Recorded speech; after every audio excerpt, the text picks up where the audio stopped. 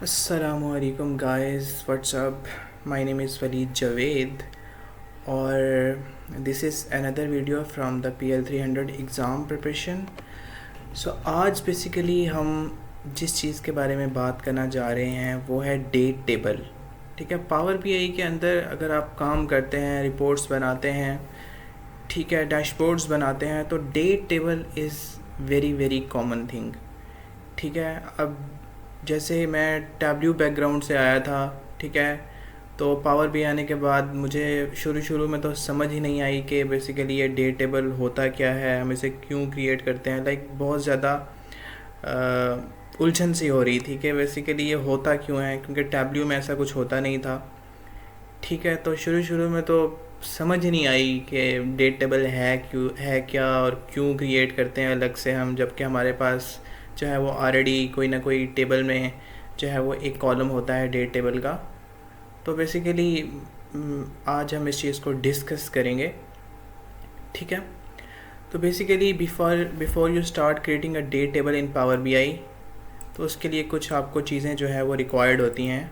उसमें सबसे पहला ये होना चाहिए कि अगर आप डेट टेबल क्रिएट करने जा रहे हैं, ठीक है, तो सबसे बेसिक रिक्वायरमेंट ये है कि आपके जो टेबल्स हैं या जो आपका डेटा है उसके अंदर कम से कम एक डेट कॉलम का होना बहुत ज़रूरी है, क्योंकि वो हमारा बेस टेबल है, उसी के ऊपर हम जो है वो फंक्शनिंग परफॉर्म करके अपना एक जो है वो कैलेंडर टेबल या डेट टेबल क्रिएट करेंगे।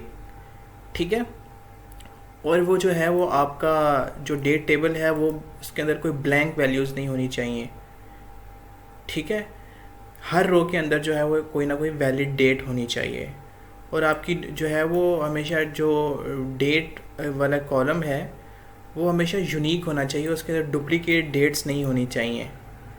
ठीक है, क्योंकि हम डेट टेबल को बेसिकली फ़िल्टर आउट करने के लिए इस्तेमाल करते हैं। हम डिफरेंट जो है वो डायमेंशंस को या डिफरेंट चीज़ों को जो है वो बाय डेट फ़िल्टर आउट करने की कोशिश करते हैं। ठीक है, कि products by month, quantity by month, ठीक है, सेल्स ओवर टाइम। तो इस तरह के डिफरेंट जितने भी हम जो है वो मेजर्स क्रिएट कर रहे होते हैं, उसके अंदर हम जो है वो बेसिकली क्या कर रहे होते हैं, हम फ़िल्टर आउट कर रहे होते हैं अपने जो है वो डेट को, अपने टाइम को, अपने ईयर्स को, जो कि बेसिकली वो हमारी मेन जो बेसिकली डेट फील्ड होती है उसी से ही हम एक्सट्रैक्ट करते हैं अपने ईयर, मंथ्स। ठीक है, तो बेसिकली कोई भी जो है वो आपकी डेट मिसिंग नहीं होनी चाहिए, ब्लैंक नहीं होनी चाहिए, यूनिक होनी चाहिए। ठीक है, तो बेसिकली ये हमारी बेसिक रिक्वायरमेंट्स हैं। तो आप क्या करते हैं, जब आप पावर बीआई के अंदर अपना जो है वो डेटा इंपोर्ट करते हैं, तो पावर बीआई क्या करता है, वो ऑटोमेटिकली जो है वो ऑटो डेट टाइम फंक्शन जो है वो यूज़ करके जो है वो टेबल क्रिएट कर देता है, डेट टेबल। ठीक है, अब डेट टेबल बेसिकली ज़रूरी किस लिए होता है, बेसिकली हमें different time intelligence functions perform करने होते हैं। ठीक है, अपने जो है वो डेटा सेट पे, like year to date, quarter to date, year over month, year over year, percentages, growth. ठीक है, इसी तरह quarter to date, month to date. तो इस तरह के डिफरेंट टाइम इंटेलिजेंस फंक्शंस जो हैं वो हमारे पास बेसिकली क्या होते हैं, वो हमें उनके लिए हमें डेट टेबल, चाहे जिस तरह हमें रोलिंग जो है वो 12 मंथ रोलिंग कैलकुलेशंस निकालनी पड़ती हैं, तो सब कुछ जो है वो इन्हें टाइम इंटेलिजेंस फंक्शंस जो है वो कहा जाता है। अगर आप न्यू हैं तो आप जस्ट यूट्यूब पे जाके सर्च करें कि time intelligence functions in Power BI, तो बहुत सारी वीडियोस आ जाएंगी, तो आप जो है वो एक ओवरव्यू ले सकते हैं। ठीक है, तो बेसिकली हमें डेट टेबल जो है वो टाइम इंटेलिजेंस फंक्शंस के लिए चाहिए होता है। ठीक है, बट जो है वो हम फर्दर जो है वो ईयरली या क्वार्टरली, मंथली बेसिस पे जो है वो डिफरेंट डेटा को फ़िल्टर आउट भी कर सकते हैं। ठीक है, बट जब आप अपने डेटा को पावर बीआई के अंदर लोड करते हैं तो पावर बीआई ऑटोमेटिकली जो है वो डेट टेबल्स क्रिएट कर देता है। ठीक है, लेकिन अब मसला ये है कि जो है वो जब ऑटोमेटिकली जो है आपका ये वाला ऑप्शन इनेबल होता है, और लेट से आपके पास जो है वो 4 टेबल्स हैं, ठीक है, जो आप इंपोर्ट करने जा रहे हैं, आपके डेटा के अंदर 4 टेबल्स हैं और हर टेबल के अंदर एक डेट कॉलम है। तो पावर बीआई क्या करेगा, वो हर जो है उसके लिए, हर डेट कॉलम के लिए एक अलग से डेट टेबल क्रिएट कर देगा। ठीक है, अगर चार कॉलम्स हैं आपके 4 टेबल्स के अंदर, तो वो 4 डेट जो है वो टेबल्स क्रिएट कर देगा। तो इससे क्या होगा कि आपका जो है वो लोड बढ़ जाएगा पावर बीआई के अंदर, और आपकी परफॉर्मेंस के इश्यूज़ जो हैं वो होंगे। ठीक है, तो बेसिकली क्या होगा, अगर हमारे पास 4 टेबल्स हैं और हर टेबल के अंदर एक डेट कॉलम है, तो पावर बीआई जो है वो बेसिकली क्या कर देता है, ये एक hidden auto date table create कर देगा। अच्छा, ये जो ऑटोमेटिकली जो टेबल्स क्रिएट होते हैं ये हिडन होते हैं, ये हमें अपने डेटा मॉडल के अंदर नज़र नहीं आते। ठीक है, तो अब जो है वो बेसिकली हम देखते हैं कि किस तरह होता है। तो मेरे पास जो है वो एक फ़ाइल है, इसके हम जो है वो मॉडल व्यू के अंदर जाते हैं। यहाँ पे अगर आप देखें तो हमारे पास जो है वो इस वक्त कोई भी डेट टेबल नहीं है। ठीक है, कोई भी डेट टेबल नहीं है। तो हम क्या करेंगे, हम बेसिकली यहाँ न्यू टेबल के ऊपर क्लिक करेंगे।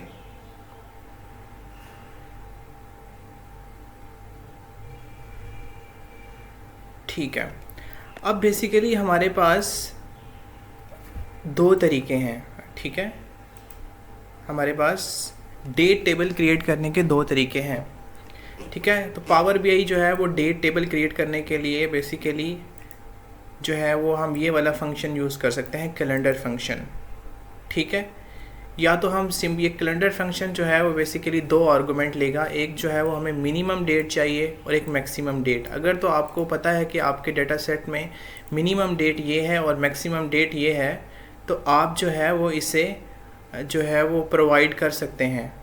ठीक है, तो ये क्या करेगा, ये बेसिकली फर्स्ट डेट से लेके लास्ट डेट के दरमियान एक कॉन्टीन्यूस जो है वो डेट्स जो है वो क्या करेगा, वो क्रिएट कर देगा। ठीक है, अब हम जो है वो मैं इसको यहाँ से कॉपी करता हूँ और मैं जाता हूँ यहाँ पे, मैंने पेस्ट कर दिया। ठीक है, अगर तो आपको अपने डेटा सेट की मिनिमम और मैक्सिमम डेट जो है वो पता है, तो आप क्या करते हैं, आप कैलेंडर फंक्शन यूज़ करते हैं और उसके अंदर जो है वो मिनिमम डेट का एक आर्गूमेंट पास करते हैं और एक मैक्सिमम डेट का आर्गूमेंट पास करते हैं। तो जब आप क्लिक करेंगे तो ये बेसिकली एक कॉलम क्रिएट कर देगा, किसका, डेट का। ठीक है, तो अब हम देखते हैं, ये देखें यहाँ इसने जो है वो एक पूरे का पूरा कॉलम क्रिएट कर दिया है जो हमारी मैक्सिमम मिनिमम डेट से लेके मैक्सिमम डेट तक जाता है। बट अगर आपको ये नहीं पता कि आपकी जो है वो कॉलम के अंदर मिनिमम डेट क्या है, मैक्सिमम डेट क्या है, तो उसका भी एक सलूशन है। मैं यहाँ से इसे पहले डिलीट कर देता हूँ। ओके, और हम वापस, ठीक है, और सेकंड वे जो है वो बेसिकली ये है। ठीक है, मैं इसको आपको समझाता हूँ, 1 मिनट। और हम जाएंगे यहाँ पे न्यू टेबल। ठीक है, और मैं यहाँ पे वैल्यूज़ को पेस्ट कर देता हूँ। ठीक है, अब यहाँ पे देखें सेम क्या कर रहे हैं, हम एक कैलेंडर टेबल अपना क्रिएट करने जा रहे हैं और उसके लिए हम जो फंक्शन यूज़ करते हैं वो कैलेंडर फंक्शन होता है। अब इसके अंदर हम एक और 2 फंक्शन जो हैं वो पास कर रहे हैं। हम क्या कह रहे हैं, मीन एक्स बेसिकली क्या करेगा, ये सेल्स जो है हमारे पास टेबल है, उसके अंदर जो हमारे पास ऑर्डर डेट कॉलम है डेट का, उसके अंदर जाके ये क्या करेगा, ये मिनिमम डेट फाइंड आउट करेगा। ठीक है, इसी तरह मैक्स एक्स क्या करेगा, ये सेल्स टेबल के अंदर जाएगा। ठीक है, और वहाँ पे ये ढूंढेगा ऑर्डर डेट कॉलम और उसके अंदर जाके ये मैक्सिमम डेट फाइंड आउट करेगा। ठीक है, तो इसी तरह अब हम खुद से जो है वो नहीं बता रहे कि ये मिनिमम डेट है या मैक्सिमम डेट है, बल्कि हम फंक्शंस यूज़ कर रहे हैं मीन एक्स का और मैक्स एक्स का। ठीक है, तो बेसिकली सिंपल मीन और मीन एक्स में डिफरेंस ये होता है कि मीन एक्स जो है वो टेबल में रो बाय रो जो है वो करता है परफॉर्म। ठीक है, और जो सिंगल हमारे पास मिनिमम या मैक्सिमम फंक्शंस होते हैं वो बेसिकली क्या करते हैं, वो हमें स्केलर वैल्यू, एक सिंगल वैल्यू जो है वो लेके आते हैं। बट जब हम टेबल्स के ऊपर कोई ना कोई कैलकुलेशंस परफॉर्म कर रहे होते हैं तो हमें फंक्शंस के साथ x यूज़ करना पड़ता है, ठीक है। तो अब हमने क्या कर दिया, हमने मीन x का भी कह दिया कि मैक्स x का भी जाके कि मीन x का जो हमारी मिनिमम डेट है वो भी फाइंड आउट करो और मैक्सिमम डेट भी फाइंड आउट करो, और जो हमारे पास रिज़ल्ट आएगा उसको हम अपने कैलेंडर टेबल के अंदर पास कर रहे हैं, ठीक है। तो ये हमारे पास क्या हो गया, अब इसने ऑटोमेटिकली जो है वो हमारे पास क्या किया है, डेटा सेट में से मिनिमम डेट भी फाइंड आउट कर ली है और मैक्सिमम भी, और जो हमारे पास मिनिमम और मैक्सिमम डेट के दरमियान जो रेंजेस थी वो इसने फिल कर दी हैं, किससे, कॉन्टिन्यूस डेट्स के साथ, ठीक है।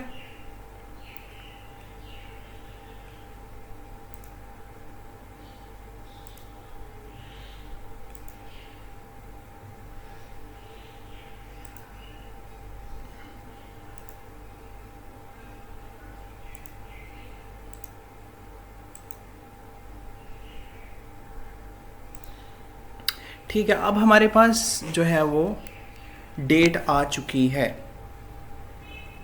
अब इस डेट को मैं क्या करता हूँ, मैं बेसिकली इसकी डेटा टाइप जो है वो, हमें टाइम नहीं चाहिए तो मैं क्या करूँगा, मैं डेटा टाइप में जाऊँगा और यहाँ से मैं सिंपल डेट सेलेक्ट करता हूँ, ठीक है, हमें टाइम नहीं चाहिए, ठीक है। अब हमारे पास डेट्स आ गई।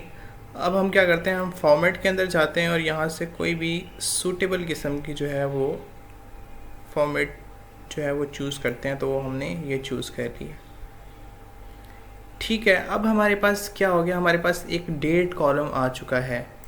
अब हम फर्दर जो है इसी डेट कॉलम से फर्दर चीज़ें एक्सट्रैक्ट करेंगे। तो क्या करेंगे, फर्दर चीज़ें एक्सट्रैक्ट करेंगे। मैं राइट क्लिक करता हूँ, हम न्यू कॉलम के अंदर जाते हैं, ठीक है। सबसे पहली जो चीज़ हम एक्सट्रैक्ट करते हैं वो बेसिकली हमारे पास ईयर है, ठीक है। हम चाहते हैं कि ये जो हमारे पास डेट आ गई है इसमें से हम जो है वो कोरेस्पॉन्डिंग ईयर्स जो है वो एक्सट्रैक्ट कर लें, ठीक है।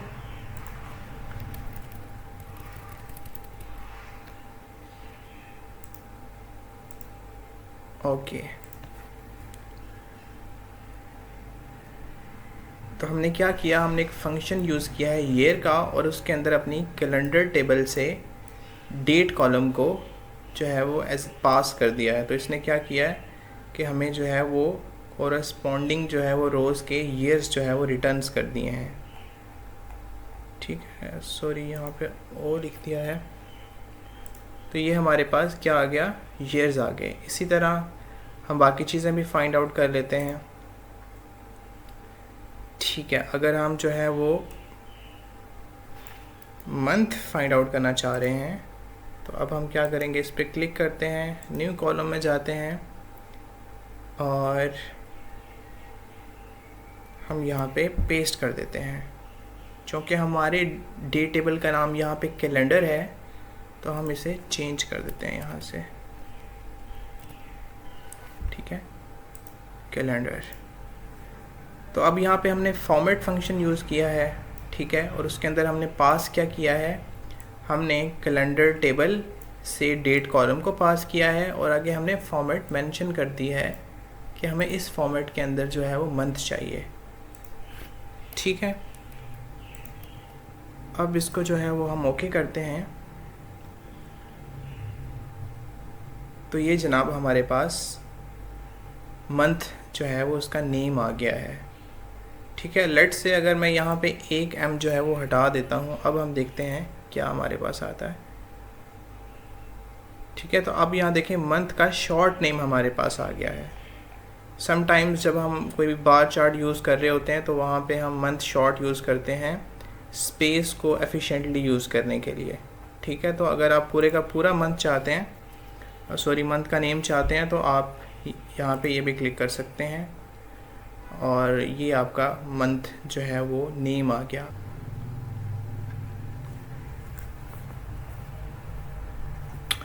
ओके, लेट्स से अब हमें जो है, हमने मंथ नेम जो है वो फाइंड आउट कर लिया है। अब हम एक्सट्रैक्ट करना चाह रहे हैं मंथ नंबर। तो हम क्या करेंगे, हम न्यू टेबल के अंदर जाएंगे, ओके, और हम यहाँ पे ठीक है, हम क्या करेंगे, हम मंथ जो है वो फंक्शन यूज़ करेंगे और मैं यहाँ पे क्या करता हूँ,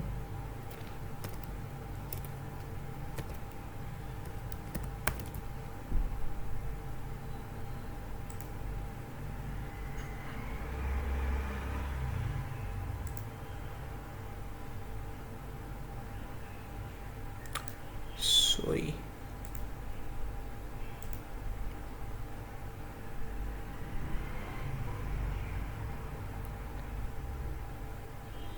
ठीक है। अब हम क्या करते हैं, हम अपना एक और न्यू कॉलम जो है वो क्रिएट करते हैं, क्योंकि अब हमारे पास मंथ नेम आ गया। अब हम मंथ नंबर जो है वो करना चाह रहे हैं।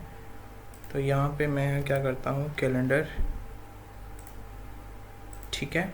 हमारे पास क्या किया हमने, यहाँ पे मंथ फंक्शन यूज़ किया है कि मंथ नंबर एक्सट्रैक्ट करो, कहाँ से, कैलेंडर डेट की डेट कॉलम से, ओके।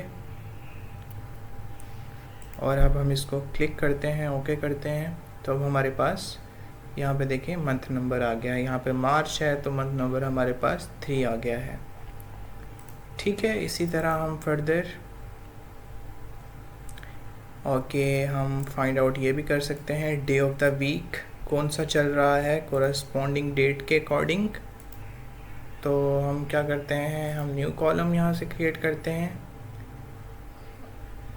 और हम जनाब ये पेस्ट कर देते हैं, ठीक है।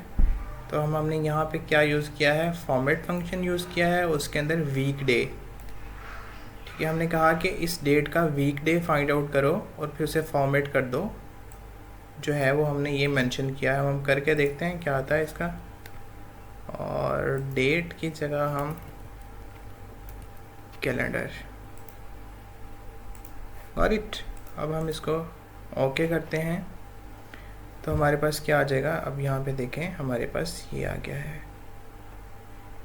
ठीक है। अगर मैं यहाँ से एक डी कम करता हूँ तो देखते हैं क्या आता है।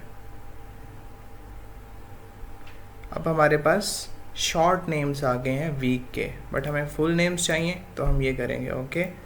तो हमारे पास वीक नेम आ गया है। इसी तरह अगर हम वीक नंबर हम जो है वो फाइंड आउट करना चाहते हैं तो वो भी हम कर सकते हैं, ठीक है। और मैं यहाँ से न्यू कॉलम जनरेट करूँगा, ओके। तो हम वहाँ वैल्यूज़ पेस्ट कर फार्मूला पेस्ट करेंगे और यहाँ से हम अपना टेबल जो है वो नेम चेंज करते हैं। और हमने यहाँ पे फंक्शन कौन सा यूज़ किया है, वीक नंबर का। तो अब जो है वो हमें वीक नंबर्स दे देगा, ठीक है। तो हमें बता रहा है कि ये फर्स्ट वीक है, ये सेकंड वीक, ये थर्ड वीक, ये फोर्थ वीक, ठीक है, गॉट इट। तो ये हमारा जो है वो डेट टेबल बन गया है। हमने क्या किया, हमने एक डेट टेबल बना लिया। अब हम क्या करेंगे, अब हम यहाँ से इस पे राइट क्लिक करेंगे और इससे करेंगे मार्क एज डेट टेबल, ठीक है। हम ये ऑन करेंगे और यहाँ से डेट कॉलम चूज़ करेंगे।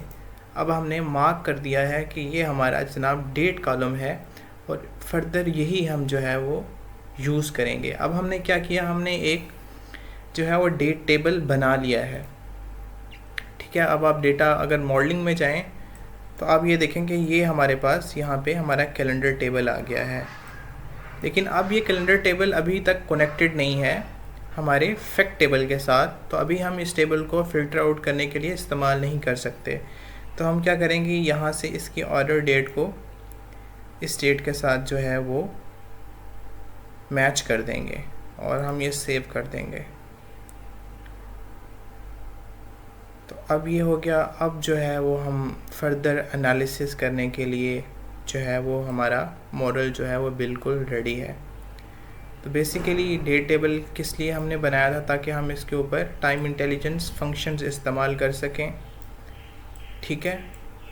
तो पावर बीआई के अंदर अगर एक अलग से डेट टेबल आप क्रिएट करते हैं तो वो ज़्यादा एफिशिएंटली जो है वो काम करता है, परफॉर्मेंस वाइज भी और वैसे भी, ठीक है। तो इसलिए जो है वो आपको हमेशा पावर बीआई के अंदर अपना डेट टेबल जो है वो क्रिएट करना पड़ता है, जब भी आप कोई रिपोर्ट या डैशबोर्ड बना रहे हो।